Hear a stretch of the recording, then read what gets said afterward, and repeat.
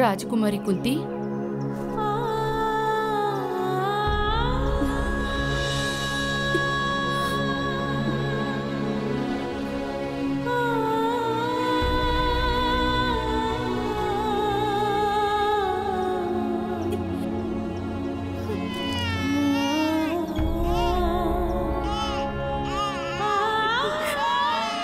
త్వరగా పూర్తి చేయండి రాజకుమారి కుంతి, లేదంటే ఎవరైనా చూస్తారు.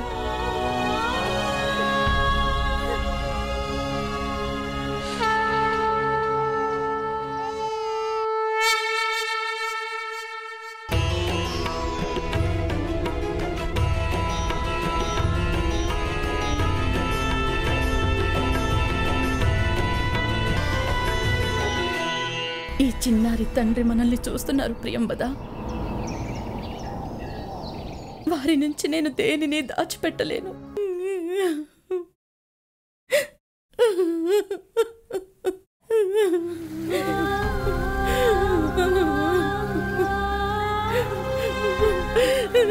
నన్ను క్షమించు. త్వరగా పూర్తి చేయండి రాజకుమారి కుంతి.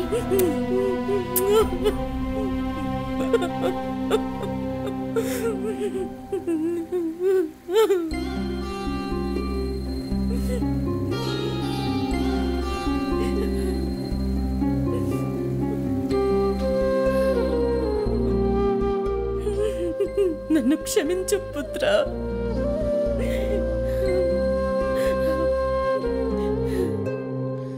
భగవంతుడు శ్రీమన్నారాయణుడు నిన్ను రక్షించుగాక.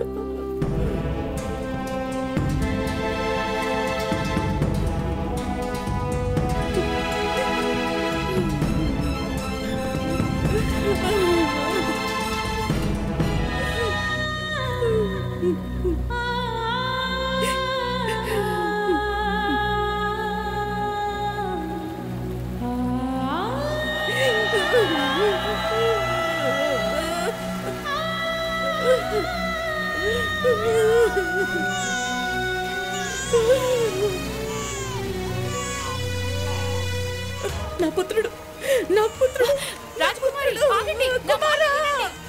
ప్రియంబద, నా కుమారుడు. రాకుమారి బాధపడకండి, నా పుత్రుడు ఉంటాడు. మీరు అధైర్యపడకండి. ఆగండి రాకుమారి, ఆగండి.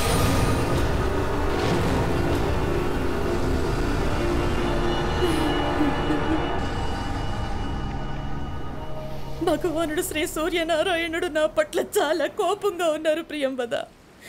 నేను వారి పుత్రుణ్ణి త్యజించినందుకు.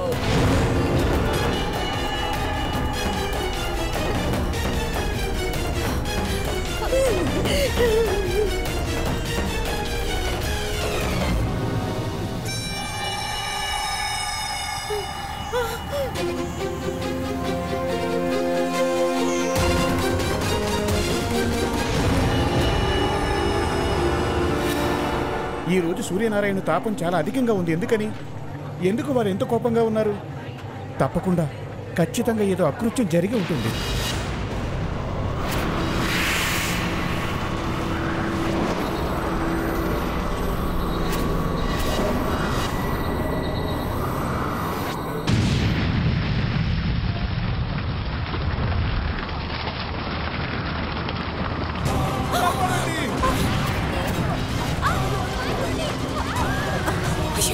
ఏం జరుగుతుంది ఇక్కడ? ఆర్య, దయచేసి కాపాడండి, ఎవరైనా రండి.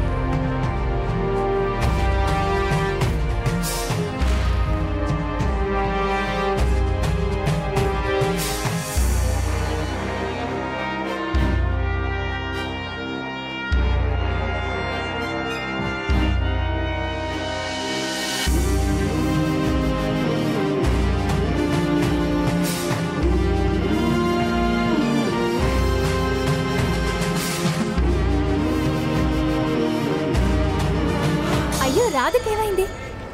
అయ్యో ప్రసవ వేదనలా ఉంది. ఎవరైనా సహాయం చేయండి. వెంటనే అతిరథుని పిలవండి.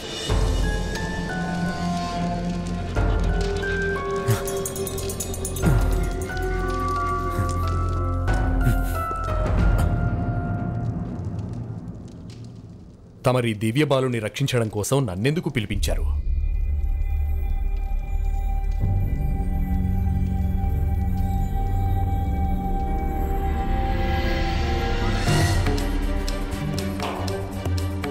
మీరు మహారాజుల వారి వ్యక్తిగత రథసారథులు కాబట్టి మహాశయ, మహారాజుల వైపు దూసుకొచ్చే ప్రతి బాణం మొట్టమొదటిగా మీకు తగలాలనే మాటకు కట్టుబడి ఉన్నారు కదా మీరు. అందువల్ల ఈ కర్తవ్యాన్ని మీకు కాకుండా ఇంకెవరికీ అప్పగించడం సాధ్యం కాదు కదా. కానీ రాకుమారి కుంతి ద్వారా ఇంతటి ఘోరమైన పాపం ఎలా జరిగింది? ఆమె చేసిన పాపానికి ఈ బాలుడు దండన అనుభవించాలా? పాపం కాదు, విధి ఆడుతున్న ఆట ఇది. ఒకనాడు దుర్వాస మహాముని కఠోరమైన తపస్సు చేయసాగారు.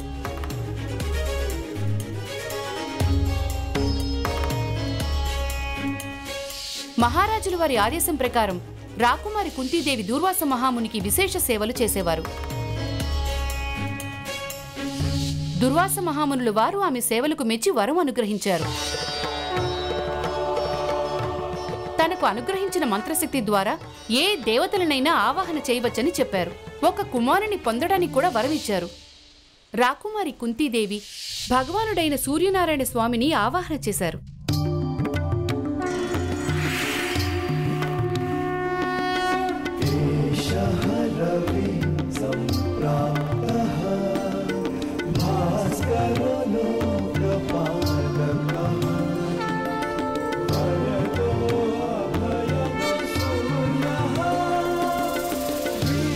రాకుమారి కుంతీదేవి తాను చేసిన తప్పుకి క్షమాపణలు కూడా వేడుకున్నారు.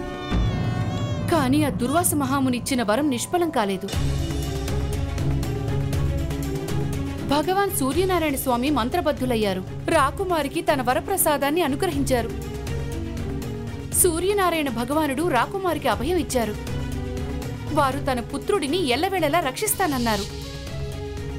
ఆ కారణంగానే ఆ దివ్యబాలుని వక్షస్థలంపై రక్షా కవచం, కవచకుండలాలు ఉన్నాయి.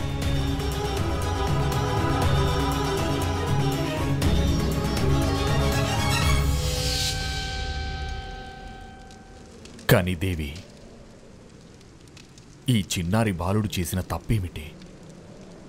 ఈ బాలుడికి ఏదైనా ఆశ్రమంలో స్థానం దక్కదా దేవి? అప్పుడు ఈ చిన్నారి రాకుమారుడి దగ్గరగా ఉండగలడు. అలాగే ఇతని జన్మ సత్యం సమాజానికి రహస్యంగా ఉంటుంది. ఒకవేళ ఈ బాలుడు రాకుమారి కళ్ల ముందే ఉన్నట్లయితే అతి కొద్ది కాలంలోనే లోకుల మాటలకు కృంగిపోయి తన ప్రాణాలు త్యాగం చేస్తారు. అప్పుడు ఘోర అనర్థం వాటిల్లుతుంది మహాశయ. మహారాజు గారికి రాకుమారి మీద అనుమానం కలుగుతుంది.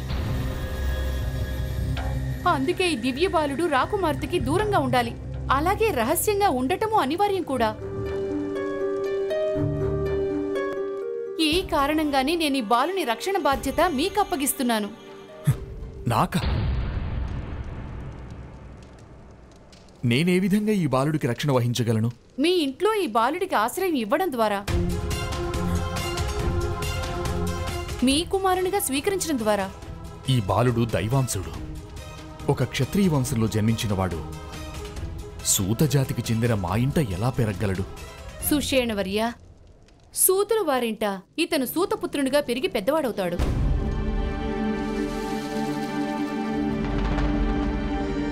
మహారాజు గారి పట్ల మీకు అచంచలమైన భక్తి విశ్వాసం ఉంది. అందుకనే ఈ బాలుడి రక్షణ బాధ్యతను నేను మీకు అప్పగిస్తున్నాను. నేను మహారాజుల వారి కోసం నా ప్రాణాలైనా అర్పిస్తాను దేవి. కానీ నా దిగులంతా ఈ చిన్నారి గురించే. కానీ నిజం ఎన్నటికీ దాగదు దేవి. నిజం అనేది చాలా సులువుగా దాచపడుతుంది సుషేణ మహాశయ. కాకపోతే దానికి కొంచెం అబద్ధం జత చేస్తే చాలు, నిజం కూడా అబద్ధంగా మారుతుంది.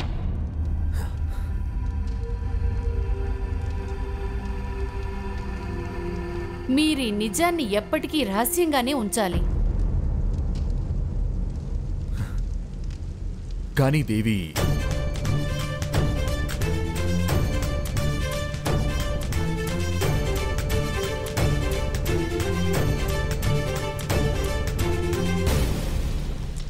మీకు కలిగిన ఈ సందేహాలన్నింటినీ ఈ అగ్నిలో కాల్చేయండి.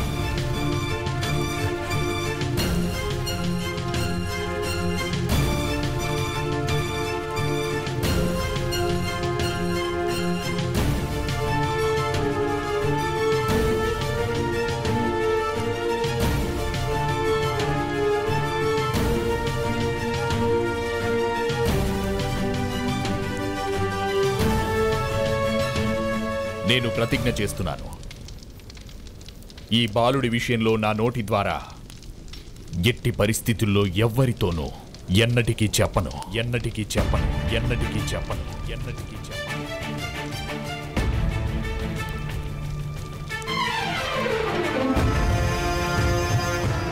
త్వరగా బయలుదేరండి సుషేణవర్య. మీ భార్య అసలే గర్భవతి కదా. మీ భార్యకు సంతానం కలగడానికి ముందే ఈ బాలుణ్ణి తన దగ్గరకు చేర్చండి. అక్కడ మీ వాళ్ళందరికీ మీ భార్యకి కవల పిల్లలు జన్మించారని చెప్పండి.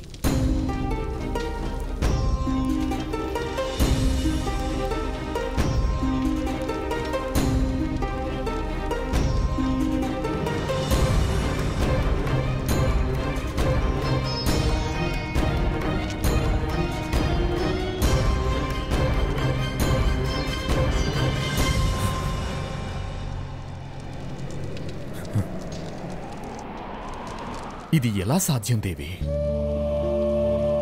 ఈ బాలుడు దైవాంశుడు. కాని ఈ సమాజం బలవంతుడైన దేవుడికి ప్రణామాలు చేస్తుంది. అయితే బలహీనుడైన దివ్యాంశకు అపరాధంగా భావించి దండన విధిస్తుంది. నువ్వు ఈ బాలుని యొక్క బలాన్ని పరిచయం చేయాలి మొత్తం ప్రపంచానికంతా. ఇతని పరిచయం పొందాలి, ఇతన్ని పరిచయం చేసుకోవాలి. ఇదే అతని జీవన విధానం అవ్వాలి.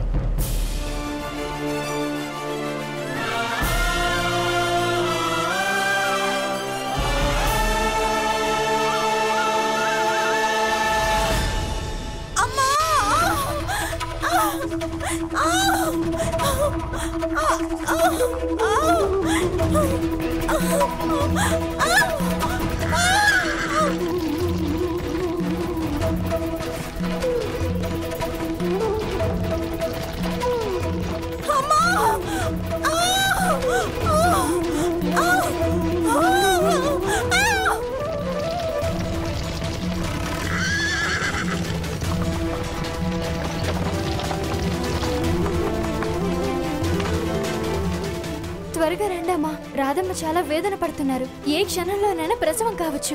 రండి.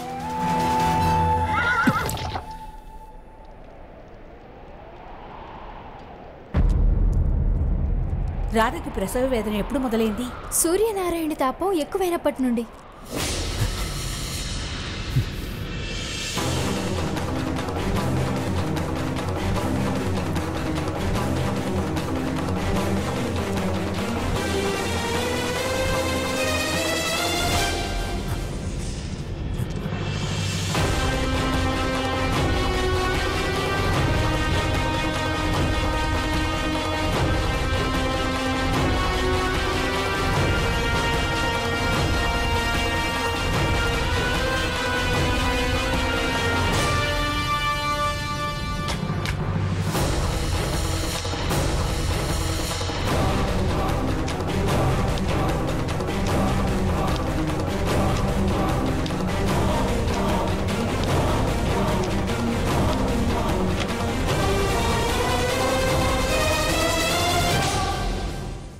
నా భార్య కవల పిల్లలకు జన్మనిచ్చింది.